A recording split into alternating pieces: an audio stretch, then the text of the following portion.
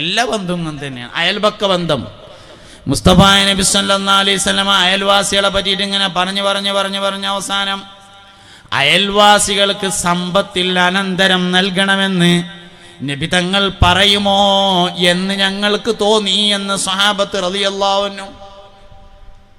ഗുരുശിഷ്യ ബന്ധം വളരെ പ്രധാനപ്പെട്ടതാണ്. എല്ലാ ബന്ധവും അങ്ങനെ തന്നെ.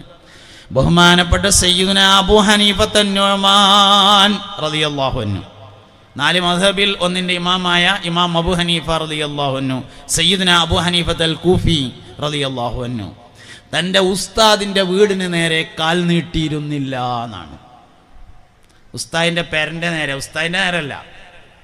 മഹാനായ അബൂ ഹനീഫ ഇമാമിൻ്റെ വീട് കഴിഞ്ഞിട്ട് 7 വീടുകൾക്കപ്പുറത്തായിരുന്നു ഉസ്താദിൻ്റെ വീടുണ്ടായിരുന്നത്.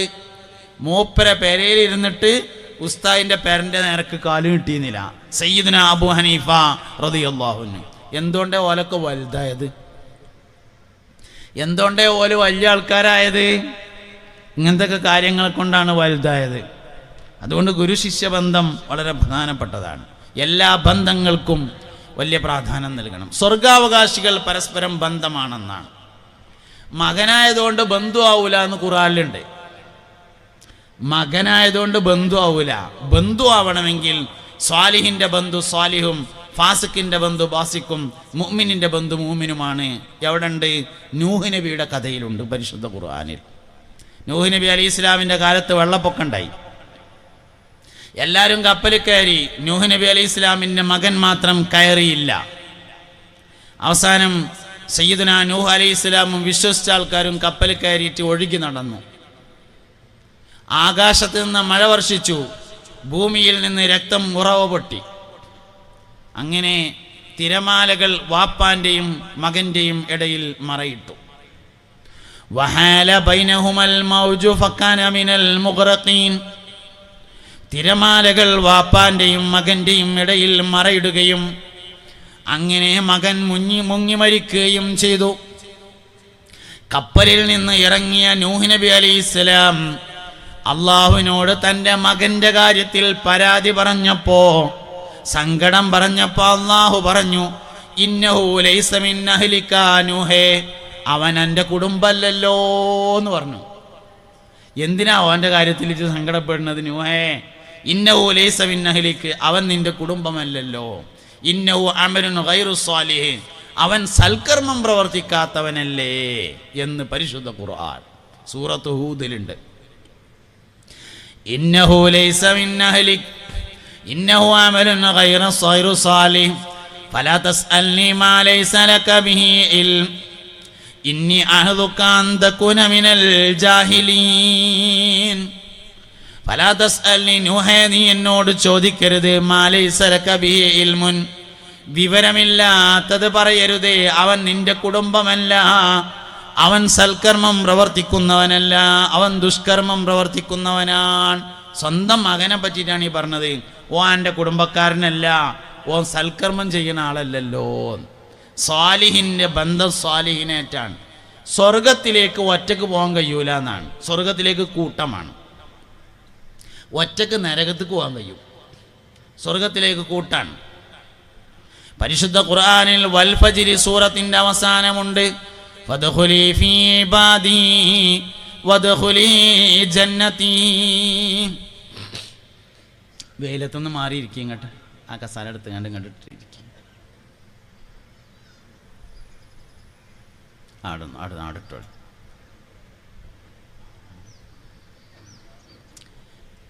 ഓക്കെ, ഇൻഷാ അല്ലാഹ്. അല്ലാഹു സുബ്ഹാനഹു വ തആല നമ്മളൊക്കെ നല്ല മനുഷ്യന്മാരിൽ ഉൾപ്പെടുത്തട്ടെ. നിഴലും വെയിലും ഒരുമിച്ച് കൂടുന്ന സ്ഥലത്ത് ഇരിക്കാൻ പാടില്ല എന്നാണ്. അത് പിശാചിൻ്റെ മഖാമാണെന്ന്. നിഴലും വെയിലും കൂടി ഒരുമിച്ച് കൂടുന്ന സ്ഥലം. അപ്പോൾ അതുകൊണ്ട് അങ്ങനത്തെ നിന്നൊക്കെ മാറിയിരിക്കണം. സ്കൂളിലോ മദ്രസയിലൊക്കെ ആണെങ്കിൽ കുട്ടികളെ അങ്ങനത്തെ സ്ഥലത്ത് നിന്ന് മാറ്റിയിരുത്തണം. എവിടെയാണെങ്കിലും അല്ലാഹു നാഫിയായ ഇൽമ തരട്ടെ, സന്തോഷത്തിലും റാഹത്തിലും ആക്കി തരട്ടെ. അപ്പോൾ സ്വാലിഹായ മനുഷ്യൻ്റെ ബന്ധു എന്ന് പറയുന്നത് സ്വാലിഹായ മനുഷ്യനാണ്. കാഫിറിൻ്റെ ബന്ധു കാഫിറാണ്. മുഅ്മിൻ്റെ ബന്ധു മുഅ്മിനാണ്. فأما من أوتي كتابه بيمينه فسوف يحاسب حسابا يسيرا وينقلب إلى أهله مسرورا. നന്മ മുൻതൂക്കമായ ആളുകൾക്ക് അവരുടെ ഏട് വലത് കൈയിൽ മുൻവശത്ത് നൽകപ്പെട്ടാൽ ഫസൗഫ യുഹാസബു ഹിസാബൻ യസീറ, ഒരു ചെറിയ വിചാരണ അവർക്ക് നേരിടും. അതിനുശേഷം വയൻഖലിബു ഇലാ അഹ്ലിഹി മസ്റൂറ, അവൻ്റെ ബന്ധുക്കളിലേക്ക് അവൻ ചെന്ന് ചേരും. സ്വർഗാവകാശിയുടെ ബന്ധു സ്വർഗാവകാശിയാണ്. അതാണ് നമ്മൾ പള്ളിയിൽ നിസ്കരിക്കാൻ വരുന്ന ആൾക്കാർക്ക് വഴിതെറ്റൂല എന്ന് പറയുന്നതിൻ്റെ കാരണം. ഇന്നസ്സലാത്ത തൻഹ അനിൽ ഫഹ്ശാഇ വൽ മുങ്കർ, തീർച്ചയായും നിസ്കാരം ഫഹ്ശാ മുങ്കറിനെ തൊട്ട് തടയും എന്ന് പറയാൻ കാരണം, പള്ളിയിൽ ജമാഅത്തിന് പങ്കെടുക്കുന്ന ഒരാളാണെന്ന് വിചാരിക്കുക. ആ ജമാഅത്തിന് കുറേ ആൾക്കാരുണ്ടാവും. എങ്കിൽ ആ പള്ളിയിൽ ജമാഅത്തിന് വരുന്ന മറ്റാളുകൾ മോശപ്പെട്ട കാര്യങ്ങൾ ചെയ്യുന്നതിനെ തൊട്ട് അവനെ തടഞ്ഞു നിർത്തും. തടഞ്ഞു നിർത്തുക എന്ന് പറഞ്ഞാൽ വടിയച്ചാണ്ട് തടുക്കുക എന്നല്ല, അവന് കഴിയൂല. അതാണ്, അവനതിന് കഴിയൂല. അതുകൊണ്ട് അതിനൊക്കെ വലിയ പ്രാധാന്യങ്ങളെ നമ്മൾ നൽകേണ്ടതുണ്ട്. ഗുരുശിഷ്യ ബന്ധത്തിന് വലിയ പ്രാധാന്യം കൊടുക്കണം. ഇതുപോലെ തന്നെയാണ് വൈവാഹിക ബന്ധങ്ങൾക്കും വലിയ പ്രാധാന്യം കൊടുക്കണം. എല്ലാ ബന്ധങ്ങളും, അയൽപക്ക ബന്ധങ്ങൾ, സൗഹൃദങ്ങൾ എന്നിവകൾക്കൊക്കെ വലിയ പ്രാധാന്യം കൊടുത്ത്, ഇതൊക്കെ തന്നെയാണ് ശരിക്കും കുടുംബം എന്ന് പറയുന്നത്. ഇനി നമ്മൾ സാധാരണ കുടുംബം എന്ന് പറയുന്നത് അഹ്ല് എന്നതിനാണ്. ഖു അൻഫുസക്കും വ അഹ്ലീക്കും നാറ എന്ന് പറഞ്ഞ അഹ്ല്, അതിൽ വരുന്നത് ഭാര്യയും മക്കളും ഭർത്താവും. നിങ്ങൾ അതിൽ ഒന്നാമത് വരിക ഭാര്യയും ഭർത്താവുമാണ്. അതായത് സ്വർഗത്തിലെല്ലാവരും ഭാര്യയും ഭർത്താവുമായിട്ടാണ് കഴിയുക. മക്കളുണ്ടാവില്ല എന്നാണ്. മക്കൾ വേറെ ആയിരിക്കും. പെൺകുട്ടികളൊക്കെ ഓലെ പുതിയാപ്പൻ്റെ ഒപ്പം കെട്ടിച്ചുകൊടുത്ത്, ആൺകുട്ടികളപ്പോൾ ഒക്കെ ഓലെ പെണ്ണുങ്ങളപ്പോൾ ഒക്കെ വേറെയാണ്. ഭാര്യയും ഭർത്താവുമായിട്ടാണ്. എവിടെ ഉണ്ട്? സൂറത്തു യാസീനിലുണ്ട്.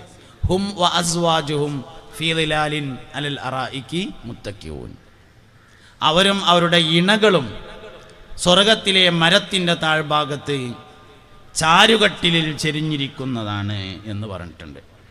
അപ്പോൾ സ്വർഗത്തിൽ ഭാര്യയും ഭർത്താവുമാണ്. അതാണ് അഹ്ലി എന്നതിൻ്റെ ഒന്നാമത്തെ അർത്ഥം.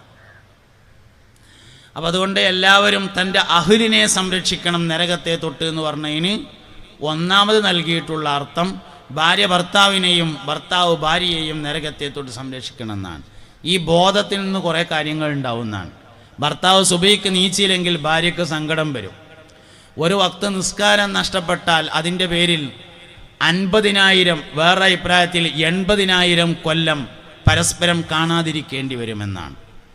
ഭാര്യൻ്റെ ഒരു നിസ്കാരം നഷ്ടപ്പെട്ടു സുബഹി, എന്നാൽ ഭാര്യയും ഭർത്താവും ഒരു വക്ത് നിസ്കാരത്തിൻ്റെ പേരിൽ 50,000 കൊല്ലം മഹ്ശറയിൽ കാണാതിരിക്കുമെന്നാണ്. 5 കൊല്ലം കാണാതിരിക്കാൻ പറ്റാത്തതുകൊണ്ടാണ് ഫാമിലീസ് എടുത്ത് കൊണ്ടുപോകുന്നത്. അങ്ങനത്തെ ആൾക്കാർ 50,000 കൊല്ലം കാണാതിരിക്കേണ്ടി വരും. അപ്പം നമുക്ക് സങ്കടം വരും. പഠിച്ചോനെ അങ്ങനെ ഉണ്ട്. അപ്പോൾ വിളിക്കാൻ തോന്നും. അപ്പം നമുക്ക് വിളിക്കാൻ തോന്നും. ഇന്നിപ്പോൾ പെരയിൽ എന്താ വെച്ചാൽ കാരണന്മാരൊക്കെ സുബഹിക്ക് നീച്ചും, പക്ഷേ ഇളകോതെ നീച്ച് ലൈറ്റിടോതെ പള്ളിയൊക്കെ പോയി അങ്ങനെയൊന്നും ചെയ്യണ്ട.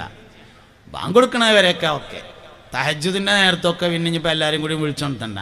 ബാങ്ക് കൊടുത്താൽ വിളിക്കണം, എല്ലാ ലൈറ്റും ഇടണം, വിളിക്കണം. അങ്ങനത്തെ ശീലം കൊണ്ടുവരണം. ഒക്കെ തന്നെ നല്ല പ്രധാനപ്പെട്ട കാര്യങ്ങൾ പറഞ്ഞു. അപ്പം അതുകൊണ്ട് ഇവിടെ നമ്മൾ വളരെ പ്രധാനപ്പെട്ട ഒരു കുടുംബസംഗമം സംഘടിപ്പിച്ചിരിക്കുകയാണ്. ഈ കുടുംബസംഘം പല അർത്ഥത്തിലും നടത്തലുണ്ട്.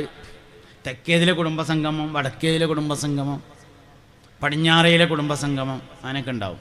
മേലേതിലെ കുടുംബസംഗമം, താഴത്തേതിൽ കുടുംബസംഗമം, നടുവിലെ കുടുംബസംഗമം എന്നൊക്കെ പറഞ്ഞിട്ട് അങ്ങനെ കുറേ ഉണ്ടാവും. ഇതും അങ്ങനെയല്ല. ഇതിപ്പോൾ ഈ പ്രദേശത്തെ നമ്മളെ മദ്രസയിൽ പഠിച്ച ആളുകളുടെ കുടുംബങ്ങളുടെ ഒരു സംഗമം.